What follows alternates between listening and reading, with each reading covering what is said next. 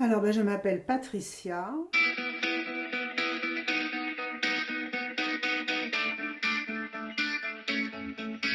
Je me décris comme une femme active, incapable de rester statique et incapable de rester sans projet. Voilà, ça c'est ma première particularité. Après, je suis quelqu'un de conciliant, très conciliante, tolérante. Et voilà, j'adore la compagnie, la vie sociale. J'ai besoin d'être entourée. J'ai besoin aussi de solitude par moment. Mais dans la plupart des cas, je préfère les échanges. C'est à mon sens l'amour des autres. L'amour des gens, enfin l'amour de ma famille déjà, hein, au départ évidemment, parce que mes enfants avant tout, et mes petits. Mais l'amour des gens, voilà, je pense que c'est ma plus grande qualité. J'ai besoin de... J'ai besoin de correspondre, j'ai besoin de discuter, j'ai besoin de connaître, j'ai besoin de partager. Voilà. Ma plus grande qualité, c'est un peu la recherche. Alors, quand je travaillais, on me disait que ma plus grande qualité, c'était la recherche de l'information, parce que chaque problème, chaque dossier était creusé à fond, mais je l'applique aussi dans ma vie personnelle. Voilà, c'est la recherche de différentes cultures, de différentes opinions. Voilà, j'aime beaucoup aller vers les gens, j'aime beaucoup parler. Je pense que j'ai des défauts, mais rien de catastrophique, hein, vraiment. Alors là, bon, tant pis, hein, ce qui est dit, mais bon, j'ai pas de défauts vraiment catastrophiques. Peut-être, je sais pas, quelqu'un pourrait dire que ma ténacité peut être perçue quelquefois comme un défaut, mais en fait, dans la vie et dans le milieu professionnel, c'est quelque chose qui te sert d'être tenace, d'aller au bout des choses, de ne rien lâcher. Voilà, alors ça peut être perçu quelquefois comme un défaut.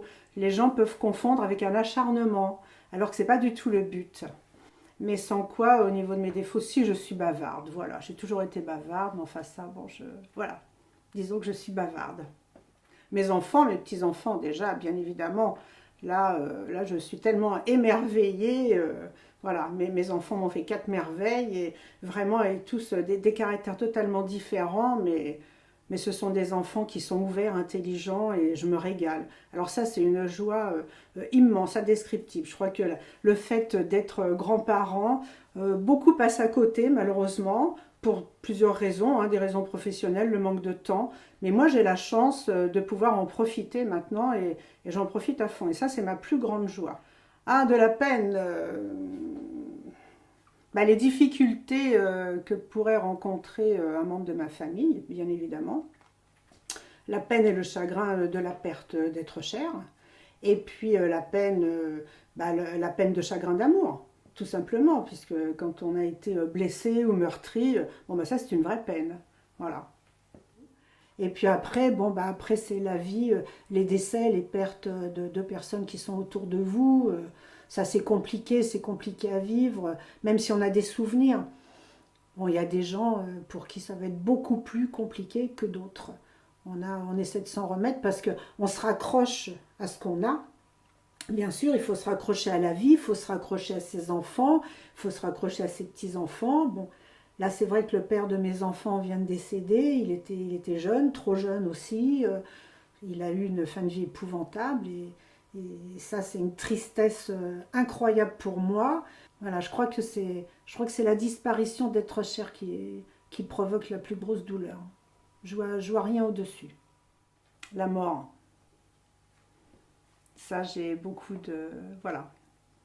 Il va falloir que je progresse parce que bon, l'horloge du temps, on n'arrive pas à l'arrêter, donc il va falloir que je progresse. Ce qui me met en colère, l'injustice.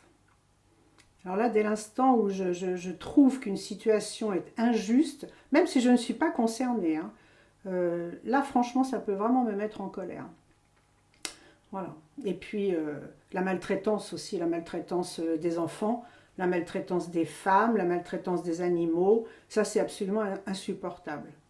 Alors, professionnellement, je pourrais dire que j'en ai eu un quand même, parce qu'en fait, j'avais deux choix de carrière à une époque, et j'avais soit l'éducation nationale, soit la banque d'affaires, la finance. Et j'ai pas choisi l'éducation nationale, et je m'en suis mordu les doigts avec les vacances scolaires pour les enfants. Donc c'était un de mes regrets, parce que bon, je me suis dit, je me serais peut-être pas épanouie autant professionnellement, c'est certain, mais par contre j'aurais privilégié quand même mes enfants, ce que j'ai pas pu faire.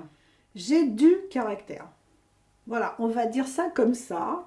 Et en fait, c'est pas moi qui le disais, c'était mon DRH quand je travaillais en banque d'affaires. Voilà, quelquefois, on n'était pas toujours sur la même longueur d'onde, mais je parvenais quand même toujours, je vais dire, à imposer les choses quand j'étais persuadée que c'était pour le bien de l'entreprise. Et un jour, donc le DRH me dit, vous savez, vous n'avez pas mauvais caractère, mais alors vous avez du caractère. Et je lui ai répondu tout à fait simplement, mais si je n'avais pas de caractère, je n'en serais pas arrivée là où je suis. Bah, avoir du caractère, je dis, c'est quand tu es persuadé d'agir correctement, de développer quelque chose. Moi c'était surtout dans le milieu professionnel, déjà, pour commencer. Et ça a été dans toutes les entreprises dans lesquelles j'ai travaillé. Hein. J'ai eu exactement le même comportement, exactement le même ressenti. Voilà. Mais quand on est, quand on travaille pour le bien d'une entreprise, voilà, eh bien, avoir du caractère, pour moi, c'est un plus. C'est toujours pareil, ça revient au fait que je ne veux pas lâcher sans avoir creusé quelque chose jusqu'au bout. Et quoi que je fasse et quoi que je dise, je creuse tout le temps jusqu'au bout. Et si on arrive à me démontrer que je me suis trompée, ben ma foi, je l'accepte, parce que j'ai du caractère pour aller de l'avant, mais je ne suis pas du tout quelqu'un d'obtus ni quelqu'un de têtu, et absolument pas rancunière non plus. Parce que là, franchement, je crois que dans ma vie, on m'en a fait beaucoup, des bâtons dans les roues, mais je n'ai pas de rancune, du tout. Voilà, moi, je m'investis dans les choses, mais j'essaie d'évaluer aussi les risques. Alors ça doit venir aussi de mon métier bancaire. Mais même personnellement, je pense que c'est la prudence qui conduit, mon travail, quel qu'il soit. Hein. Enfin, qui conduit mes projets. Les projets, je les fais, j'essaie de les réaliser, mais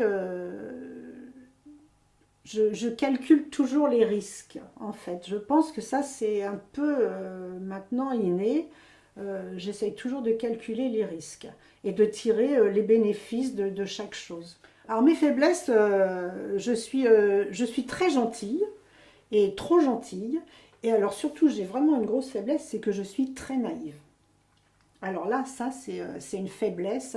Alors ça pourrait être pour moi un défaut. Ça pourrait être un défaut, parce que j'ai souvent fait preuve de naïveté, même dans le travail, et ça m'a joué des tours.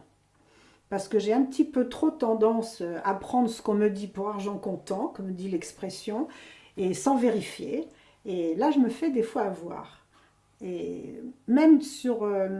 et j'ai une deuxième, peut-être une deuxième faiblesse, c'est que, pour moi tout du moins, c'est que je pense que tout le monde est gentil. Voilà, je vois pas le mal, je vois pas les mauvaises intentions des gens. J'ai un peu de mal à les percevoir, si bien que je me fais avoir. On en revient toujours au truc où je me fais avoir. Ma naïveté et puis mon manque de perception justement de la psychologie que j'ai en face de moi. Et là, c'est ennuyeux. C'est ennuyeux parce que ça joue des tours. Et puis, on a des déconvenus obligatoirement. Hein. La liste est longue, hein. Alors là, la liste est longue. Je m'occupe, on dirait, oui, lorsque je ne travaille pas. Mais je crois que je travaille tout le temps, en fait. J'ai pas, enfin tout le temps, pas H24 bien sûr, mais quand je ne travaille pas professionnellement, quand je n'ai pas d'emploi vraiment, mais je travaille tout le temps. Je fais du jardinage, j'entretiens ma maison, je fais plein de choses. Plein de choses. Je participe à plein de choses qui sont parfois de la détente, mais parfois du travail. Voilà, quand on organise un téléthon ou quand on organise Octobre Rose, c'est rarement de la détente, c'est vraiment un très très gros travail et des heures de travail. Voilà, alors même si c'est moi qui l'ai décidé, c'est moi qui le veux, voilà, tout ça c'est sur mon temps libre, mais c'est du travail et beaucoup de travail. Le cinéma, j'adore le cinéma. J'adore le théâtre. Ça vraiment, ouais, ça je suis fan. Je ne peux pas me passer de théâtre ou de cinéma, c'est sûr. De concerts, oui, mais pas tous, ça c'est très sélectionné. Et puis de bouquins, voilà, tout ça. Mais après, beaucoup de choses me passionnent parce qu'en fait, dès que je suis attirée par peut-être une nouveauté, quelque chose qui me parle, bah, je vais m'y intéresser. Alors je ne peux pas dire que je vais en être passionnée, mais je m'y intéresserai. D'ailleurs, une chose, je reviens sur quelque chose que j'aimerais faire, mais que je vais peut-être faire, c'est écrire un bouquin. Parce que ça fait des années que je veux écrire, je sais sur quoi, et que je n'arrive pas à démarrer mon bouquin, faute de temps. Mais je veux absolument écrire ce bouquin. C'est sur mes années banque d'affaires. Mais c'est pas du tout le côté, comment dirais-je, du travail, de l'investissement, de la finance, pas du tout, du tout. C'est le fonctionnement, mais un peu rigolo en fait. C'est-à-dire que tout ce que j'ai pu voir, entendre, des choses auxquelles j'ai assisté, mais qui sont plutôt rigolotes, quoi. Voilà.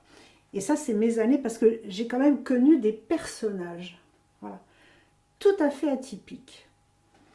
Et ces gens-là, j'ai plein de choses qui me trottent dans la tête sur eux, des tonnes de souvenirs, et je veux vraiment écrire ce bouquin. Mais il faut que je m'y mette, hein. Il faut que je m'y mette, parce que je sais que du moment où je vais démarrer la première phrase, je sais que ça va partir direct. En fait, quand j'écris quelque chose, un texte, un discours, quoi que ce soit, un discours de mariage, d'anniversaire, n'importe quoi, je commence la première phrase et en 10 minutes, c'est fait. Et je ne m'arrête pas. Et ça vient tout de suite. Souvent, je ne modifie même rien du tout. Dès que quelqu'un veut un discours pour quelque chose, il me sollicite. Alors là, c'est clair, hein. Ah, ben, j'ai tout le temps les anniversaires, les 60 ans, les ci, les ça, les anniversaires de mariage, tout ce qu'on veut. Mais j'aime ça, hein. En fait, j'aime ça, hein. Mais il faut que le sujet m'intéresse. Il faut que j'ai quelque chose à raconter.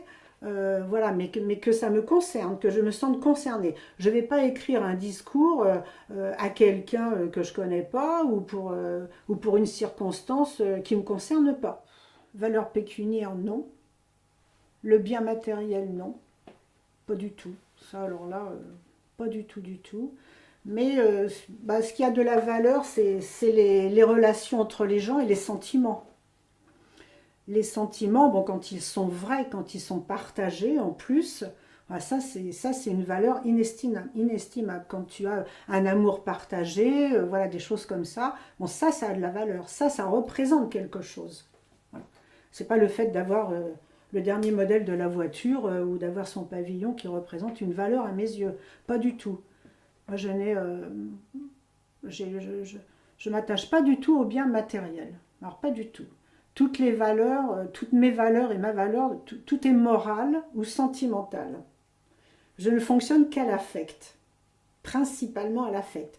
Ce qui me cause souvent des soucis, même des soucis de santé. Parce que c'est toujours l'affect qui prend le dessus, mais l'affect, je ne peux pas toujours lui faire confiance, justement du fait que j'ai cette naïveté, cette difficulté à percevoir vraiment le fond des choses, enfin chez certaines personnes, hein, parce qu'il y en a d'autres, c'est très transparent. Alors moi j'aime bien qu'un homme ait de la personnalité, voilà, ça bon, c'est déjà une chose, parce qu'il y a quand même des gens qui n'en ont pas. Alors j'ai dit un homme, bon mais une femme aussi, hein, pour la personnalité, il faut que homme ou femme ait quand même un minimum de personnalité. C'est ce que j'apprécie. Voilà, quelquefois les personnalités, elles peuvent être étouffées parce qu'elles sont bon, dans un foyer ou voilà, où elles sont un petit peu dans un cocon familial qui ne leur permet pas toujours de s'exprimer. Et ça, c'est dommage, parce que quelquefois, on peut l'apercevoir, la personnalité, mais elle n'arrive pas à s'exprimer. Alors moi, j'aime les gens qui ont de la personnalité, un peu de caractère. Alors je ne supporte pas, par contre, bon, je vais prendre le contre-pied, je ne supporte pas les gens qui ont mauvais caractère, qui sont soupes au lait, qui se fâchent pour un oui, pour un non, ou qui font la tête. Je trouve que ça, c'est totalement puéril. Mais j'aime, oui, j'aime les gens qui me parlent. Voilà, qui m'attirent, mais qui me parlent, qui m'attirent par leur personnalité, parce qu'ils dégagent. Il faut que les gens dégagent quelque chose pour que je sois attirée et que j'ai vraiment envie d'aller vers eux. Parce que je sais qu'ils m'apporteront quelque chose dans l'échange. Et ça, c'est enrichissant. On a toujours besoin de s'enrichir. Le mauvais caractère, le mauvais caractère. Les gens qui s'emportent pour rien, ça, je supporte pas. Je supporte pas. Les gens qui boudent, je supporte pas. Agressif, je supporte pas. Je supporte pas l'agressivité. D'abord, c'est quelque chose qui me fait peur, mais que j'arrive pas à comprendre. Alors bon, sauf si on est en face de personnes qui n'ont pas assez de mots pour s'exprimer. Souvent, c'est l'agressivité qui arrive. Parce que les mots sont trop faibles, le panel n'est pas assez étendu pour qu'ils arrivent à exprimer leurs ressentis. Alors du coup, c'est tout de suite l'agressivité qui va arriver. Mais, euh, mais ça, je ne supporte pas du tout. Non, du tout, du tout. Moi, je n'aime pas les égoïstes. Je ne supporte pas l'égoïsme, je ne supporte pas les gens qui font tout que pour eux, qui ne pensent jamais aux autres. Voilà. C'est compliqué pour moi, j'ai pas cette mentalité-là.